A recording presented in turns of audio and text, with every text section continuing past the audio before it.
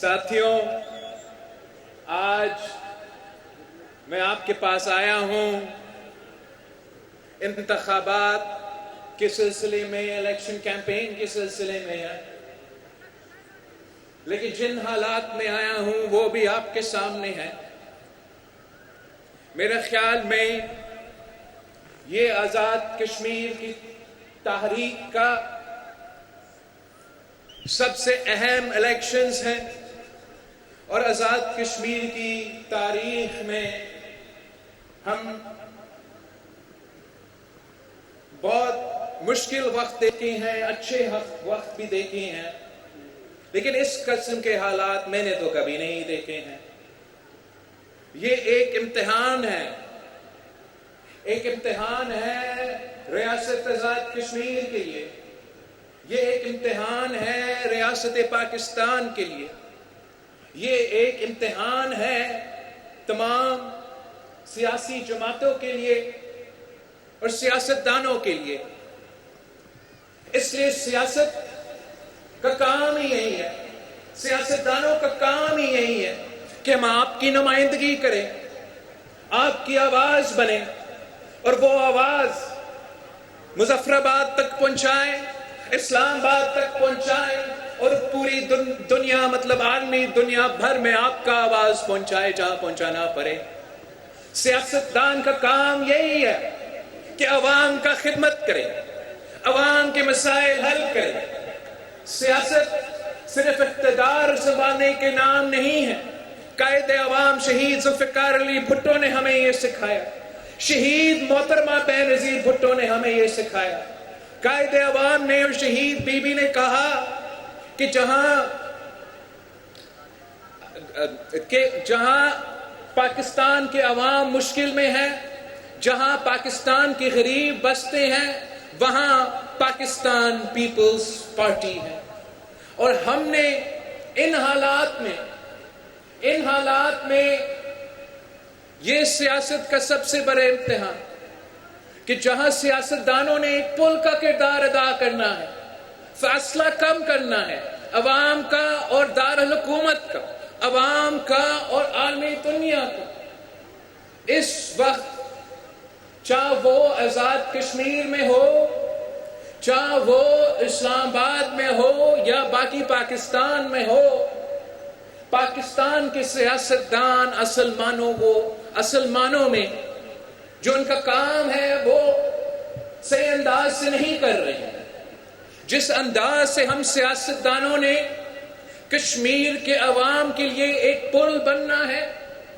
کشمیر کے عوام کا آواز کو اسلام آباد تک پہنچانا ہے، وہ ہم جس انداز سے کرنا چاہیے وہ نہیں ہو پا رہا۔ اور یہ صرف کشمیر کا مسئلہ نہیں ہے۔ میں ابھی گلگت بلتستان کے پہاڑوں سے ہو کر آیا ہوں، وہاں وہی مسئلہ، چاہے وہ صوبہ سندھ ہو، صوبہ پنجاب ہو، صوبہ پختونخوا ہو، صوبہ بلوچستان ہو، جب ایک سیاسی بحران پیدا ہو جاتی ہے تو اس بحران میں غیر جمہوری قوت، غیر سیاسی قوت، انتہا پسند رکھنے والے، انتہا پسند سیاست کرنے والے قوت وہ بحران میں آ جاتا ہے۔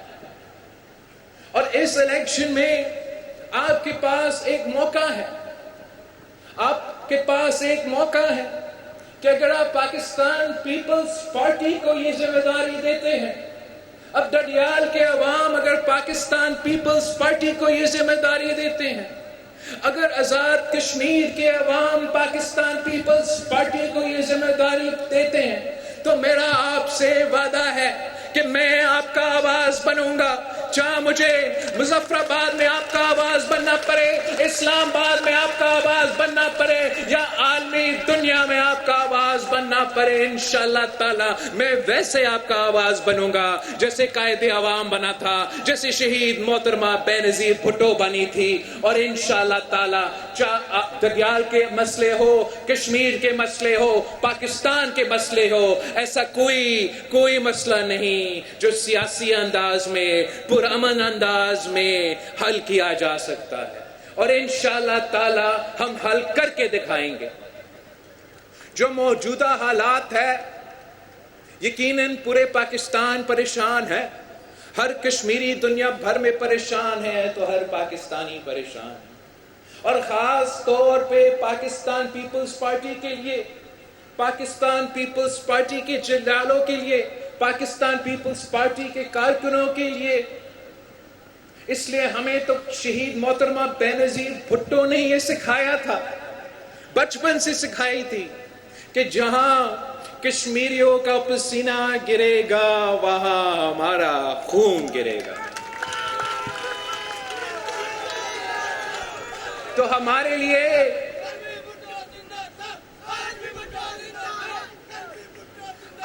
لیے پاکستان پیپلز پارٹی کے لیے اگر ہمارے کشمیر کے مائیں بہنیں آنسو رو رہے ہیں تو ہمارے آنکھوں سے خون کے آنسو نکلتے ہیں، اگر ہمارا کشمیر بھائیوں کے دل دکھتا ہے تو ہمارا دل بھی خون کے آنسو روتے ہیں، اور ہم جانتے ہیں کہ آپ تکلیف میں ہیں، آپ مشکل میں ہیں، آپ کا مشکلات کا ہمیں اندازہ ہے، آپ کے مسائل کا بھی ہمیں اندازہ ہے، اور ہم سمجھتے ہیں کہ آپ کے تمام مسائل کا حل نکل سکتے ہیں۔ جو موجودہ حالات ہیں، ان حالات میں میں نے ایک تجویز پیش کیا ہے۔ جب احتجاج کرنے والوں نے مجھے ایک خط لکھا تو اس خط کے جواب میں نے کہا کہ پاکستان پیپلز پارٹی کے رائے میں ہمیں کشمیر کے مسائل کے حل کے لیے ایک ٹروتھ اور ریکنسیلیشن کمیشن قائم کرنا چاہیے، اور اگر ریاست پاکستان کے لیے بھی یہ تجویز صحیح ہو اور احتجاج کرنے والوں کے لیے بھی یہ تجویز صحیح ہو تو میرا خیال میں یہ طریقہ ہے جس سے ہم اپنے مسائل کا حل نکال سکتے ہیں۔ جب تک یہ ٹروتھ اینڈ ریکنسیلیشن کمیشن اپنا کام مکمل نہ کرے، اور اگر یہ ٹروتھ اینڈ ریکنسیلیشن کمیشن بن جائے تو میرا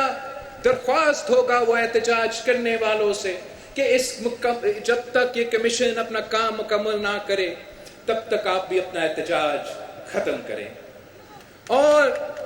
ہمارا درخواست ہوگا ریاست پاکستان سے کہ جب تک اگر احتجاج کرنے والوں یہ بات ماننے کے لیے تیار ہے تو آپ بھی پھر اپنا جو کارروائی ہے تب تک اس کو روکے جب تک یہ ٹروتھ اور ریکنسیلیشن کمیشن اپنا کام مکمل نہ کرے اور پتہ نہ چلے کہ کون غلط تھا کون صحیح تھا، کس نے جرائم کی کس نے نہیں کی۔ ابھی تک نہ احتجاج کرنے والوں سے جواب آیا ہے، نہ حکومت پاکستان سے